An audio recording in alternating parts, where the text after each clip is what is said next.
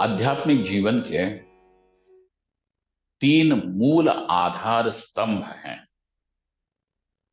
और इन तीन मूल आधार स्तंभों का निर्वचन भगवान श्री कृष्ण करते हैं और इन्हीं का विचार हम पिछले कुछ दिनों से कर रहे हैं। यज्ञ, दान और तप।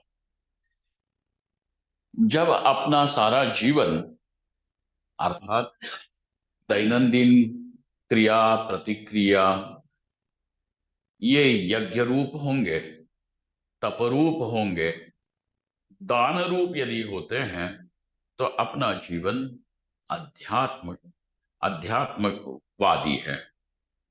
अन्यथा अध्यात्म तो केवल पुस्तकों में रह जाएगा अथवा अपनी बातों में रह जाएगा।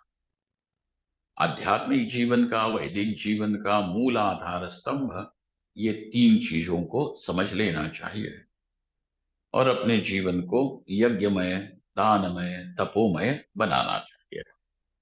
भगवान ने कहा कि तप तीन प्रकार का है, अर्थात शरीर के द्वारा, मन के द्वारा, वाणी के द्वारा किया जाने वाला तप। यह तप भी सात्विक, राजस और तामस, अर्थात शारीरिक तप जब करोगे तब वह भी सात्विक, राजस, तामस होगा। मानस तप भी सात्विक, राजस, तामस होगा और वाणी के द्वारा किया जाने वाला जो तप है वह भी सात्विक, राजस, तामस हो सकता है। अब भगवान कहते हैं कि तामस तप की क्या विशेषता है, तप कब तामस कहा जाएगा? क्योंकि जीवन में तप का अर्थ है तपना, और बिना संघर्ष किए, बिना तपे मनुष्य जीवन में कुछ भी प्राप्त नहीं कर सकता।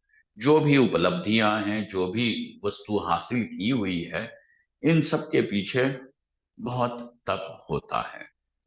परंतु तामस तप कब होगा? आपके जीवन का, जीवन एक मतलब यज्ञ ही है, ये तपमय है।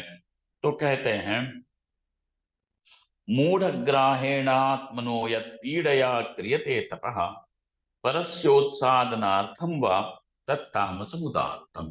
तामस तप की दो विशेषताएं होती है। एक तो यह है कि मूढ़ग्राहेण अर्थात मोह के द्वारा कुछ ग्रह बना करके बैठे हुए हैं। ग्रह, ग्रह का अर्थ होता है आग्रह, इंसिस्टेंस।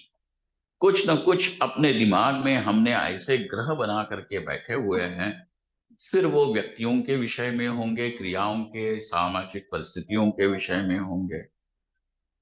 तो उस प्रकार के ग्रह बना करके बैठे हुए हैं। तो उन ग्रहों से मूढ़ ग्राहेण, और वो ज्ञान युक्त नहीं, मोह से ग्रसित ऐसे ग्रह है। आत्मनो यत् पीड़या क्रियते, और खुद को ही पीड़ा देकर के काम किया जाता है।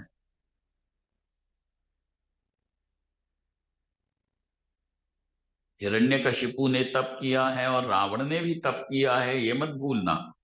क्या केवल ऋषियों ने तप किया है? ऐसी बात नहीं है। तो इन लोगों ने भी तप किया, परंतु हिरण्यकशिपु में ये ग्रह था कि मुझे मारने वाला कोई न हो, मेरी मृत्यु अटल। ये तो मूढ़ है, किसी न किसी के द्वारा तो तुम पराजित जरूर होंगे। अजित तो केवल परमेश्वर ही है।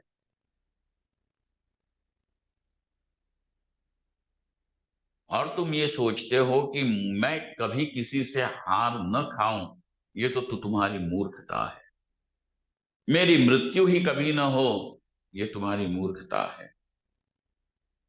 रावण हो कि हिरण्यकशिपु है, इन्होंने किसी विचित्र बातों से, इन ऐसे मोहग्रस्त ग्रहों से ही अपना तप किया, और इतना घोर तप किया है कि सारी पृथ्वी, मृत्युलोक, स्वर्गलोक हिल गए थे। तो कहते हैं दूसरी बात, इस प्रकार जो तप करते हैं, बहुत अपने आप को पीड़ा देकर के तप किया जाता है, मोह से ग्रसित होकर। और दूसरा है कि जब परस्य उत्सादनार्थम वा, दूसरे का सत्यानाश करने के लिए हम तप करेंगे, संघर्ष करेंगे, हम दुख झेलेंगे, सहेंगे, लेकिन किस लिए? ताकि दूसरे का नाश हो, उत्सादन हो, उसके लिए करेंगे। इन दो ग्रहों से, इन दो बातों से जब जीवन के संघर्ष किए जाते हैं, तब समझना ये तामस तप है।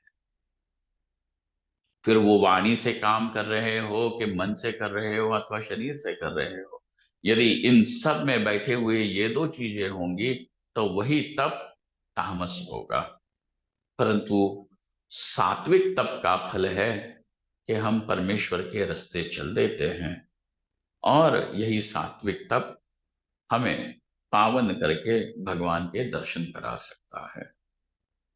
आज का पूजन, पारायण हम भगवान श्री कृष्ण के चरणों में यही समर्पित करते हैं।